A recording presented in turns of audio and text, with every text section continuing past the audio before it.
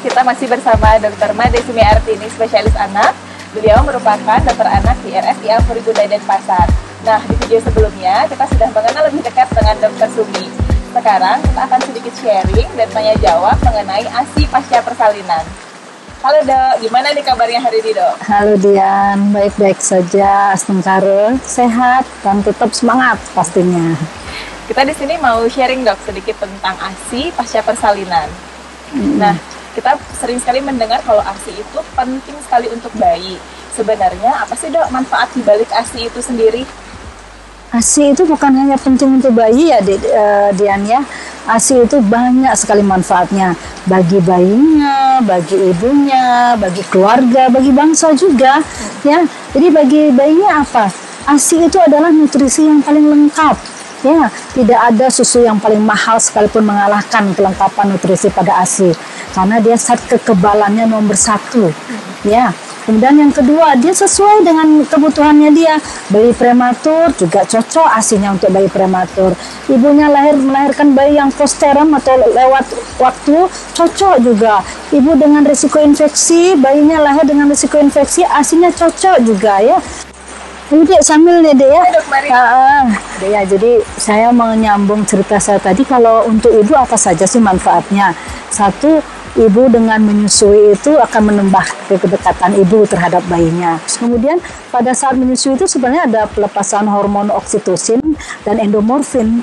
Hormon oksitosin itu akan menyebabkan kontraksi rahim itu cepat sehingga perut ibu yang menyusui itu cepat kecil, badannya cepat kurus. Kemudian adanya hormon endomorfin itu juga mengurangi stres pada ibu-ibu yang menyusui.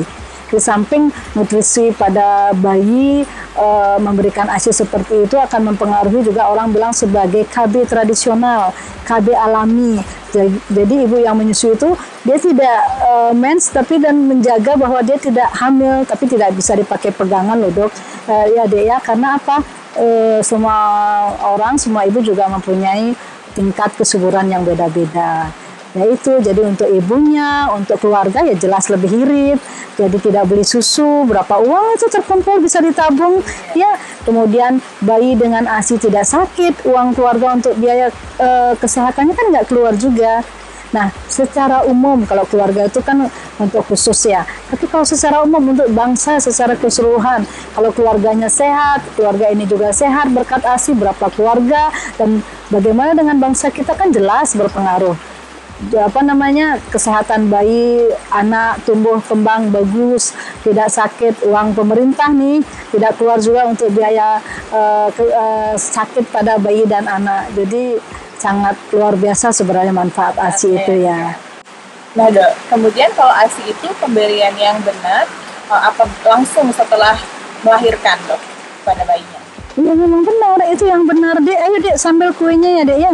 Jadi secepat mungkin lah pasca persalinan bayi itu sudah mendapatkan ASI dari ibunya. Kenapa begitu? Karena ibu adik tahu kan kolostrum itu terdapat pada ASI pertama kali itu ya, itu luar biasa manfaatnya. Dia untuk daya tahan tubuh pada bayi itu kolostrum penting sekali didapatkan dan itu keluar pasca persalinan. Di samping itu dengan mempercepat kita memberikan ASI kepada bayi kita itu nanti kalau adik punya bayi juga itu akan menyebabkan refleks isap bayi bagus. Kedepannya juga kita berusaha itu akan menanamkan dan keinginan kita untuk ASI eksklusif itu akan luar biasa. Jadi makin cepat kita memberikan ASI pada bayi, di samping kolostrumnya, di samping itu kontraksi rahimnya, kan cepat berhenti juga perdarahan pada ibu yang pasca melahirkan atau seksio. Jadi bagus sekali, sesegera mungkin. Berarti karena ada satu kolostrum itu ya Dok ya, itu poin pentingnya Dok ya. Karena cuma keluar waktu awal-awal menyusui itu kolostrum keluar. Wah, menarik nih Dok. Kalau IMD itu apa sih? Sambil jalan ya Dek ya. Jadi IMD itu adalah usaha kita, itu suatu proses di mana bayi begitu dilahirkan maupun dia lewat seksio sesaria ataupun dia lewat persalinan biasa, dia segera mungkin didekatkan kepada payudara ibu. Jadi kalau misalnya dia lewat bawah, lewat spontan, dia ditaruh di perut ibu. Tapi kalau dia misalnya lewat seksio, kita taruh di dada ibu. Itu usaha bayi mendekati payudara untuk mendapatkan ASI secepatnya. Jadi seperti itu IMD. Nah dok, kalau di Puri Bunda sendiri, apa IMD itu dilakukan dok? Ya jelas deh, itu memang sudah menjadi suatu kelebihan kita di bagian anak di Puri Bunda untuk selalu mengutamakan ASI pada bayinya. Dan usaha IMD ini adalah salah satu usaha yang sangat besar pengaruhnya untuk membiasakan ibu untuk memberikan ASI kepada bayinya. Ya, dengan mempercepat dia memberikan melekatkan bayi ke payudara ibu, ibu akan merasa tenang. Kemudian itu akan menambahkan niat ibu, ya, keinginan ibu untuk sesegera mungkin memberikan ASI dan selama mungkin memberikan ASI kepada bayinya. Jadi itu berpengaruh sekali terhadap keberhasilan ASI eksklusif pemberian IMD itu. Wah, berarti di Puri Bunda salah satu keunggulannya memang diberikan IMD dok ya, untuk bayi dan ibunya itu dilaksanakan dok ya di Puri Bunda. Iya jelas, walaupun itu dengan siksus cesaria dan juga dengan persalinan spontan. Dari pemberian ASI nih dok, apa yang perlu ibu persiapkan nih supaya saat nanti dia sudah pasca persalinan sudah siap menyusui dok? Banyak hal ya yang perlu kita persiapkan. Yang pertama adalah bahwa secara psikis nih, dia itu memang siap untuk menyusui. Kalau ibu yang secara psikis tidak siap, itu akan berpengaruh. Jadi rasa optimis, rasa yakin saya ini harus menyusui, saya pasti bisa. Itu akan memerintahkan hipotalamus anterior, jadi otak bagian kita depan kita itu untuk memerintahkan kelenjar payudara, prolaktin, oksitosin untuk bekerja dia. Prolaktin itu akan merangsang produksi ASI itu lebih cepat, lebih banyak gitu. Kemudian oksitosin dengan rasa percaya ibu itu akan memerintahkan kontraksi uterus lebih bagus juga.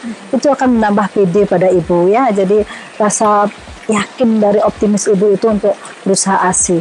Kemudian yang kedua adalah dari manajemen laktasi yang dilakukan ibu itu sendiri. Yang pertama, nutrisi ibu selama persiapan mau menyusui ya. Makanan yang bergizi, cukup minum airnya dan vitamin yang cukup untuk menciptakan ASI yang berkualitas bagus. Kemudian yang kedua adalah manajemen kita laktasi ya, persiapan dari kehamilan itu kita lakukan. Kita masas payudaranya, ibu itu memasas payudaranya, kemudian bersihkan dengan bagus, menjaga kelembutan putingnya ya. Jadi saat menyusui sudah siap dia, itu persiapannya. Terus dok, untuk manajemen laktasi sendiri, nah seperti apa supaya ibu dan bayinya nyaman dok saat menyusui? Jadi seperti yang saya bilang tadi itu, kalau kita sudah optimis, rasa optimis itu juga akan memberikan manajemen sebagai manajemen laktasi yang berikutnya lebih bagus lagi. Kemudian IMD juga seperti saya bilang tadi, kalau kita langkah IMD ibu merasa tenang, dia akan punya keyakinan, menambah rasa kemauan tekadnya untuk akan memberikan ASI. Kemudian posisi bayi juga, manajemen laktasi kita memposisikan bayi saat menyusui itu mempengaruhi sekali keberhasilan. Perlekatan antara mulut bayi dengan puting susu ibu itu berpengaruh. Dan ingat juga, jangan lupa setelah kita memberikan ASI, jangan lupa dengan mensendawakan bayi.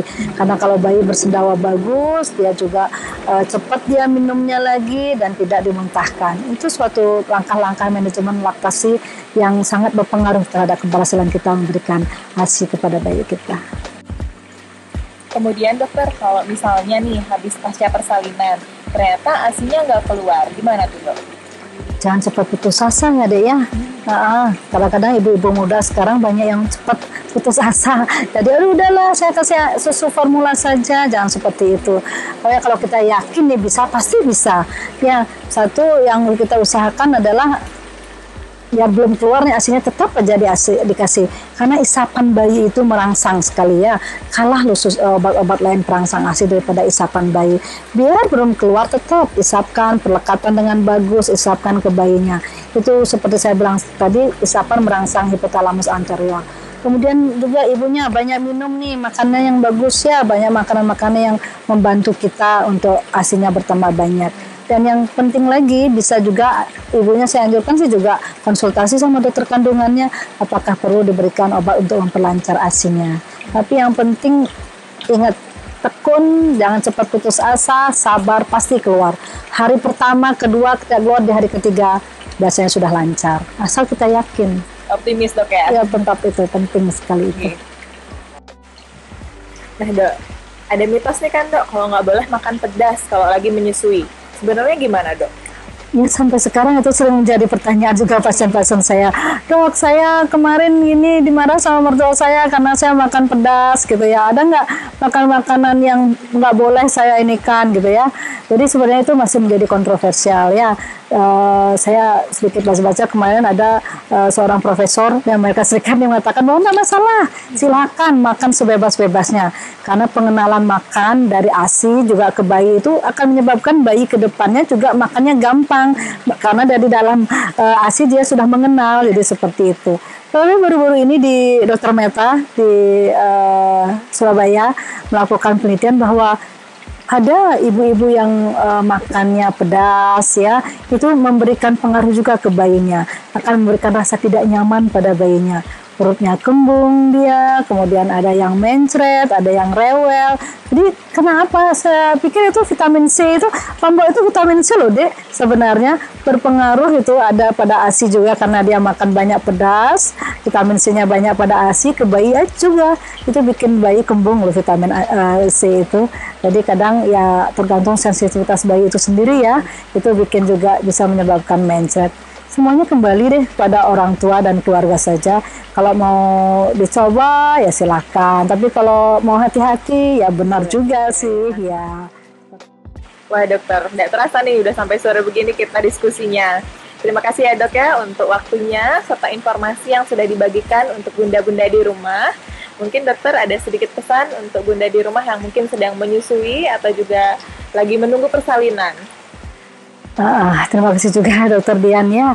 Jadi bunda-bunda semua, bunda-bunda yang berbahagia, sangat bersyukur sekali ya kita bunda-bunda. Kita diberkati, mendapatkan rahmat, mendapatkan anugerah berupa putra-putri yang sehat. Nah, bagaimana kita menanamkan kebaikan bagi putra-putri bunda semua? Yang pertama adalah, satu, dengan kita memberikan ASI kepada bayi kita. Karena dengan ASI itu luar biasa. Rasa kedekatan kita terhadap bayi kita akan tertanam dari awal. Rasa cinta kasih kita kepada bayi kita akan tertanam dari awal juga. Dan nutrisi yang terbaik sudah kita berikan.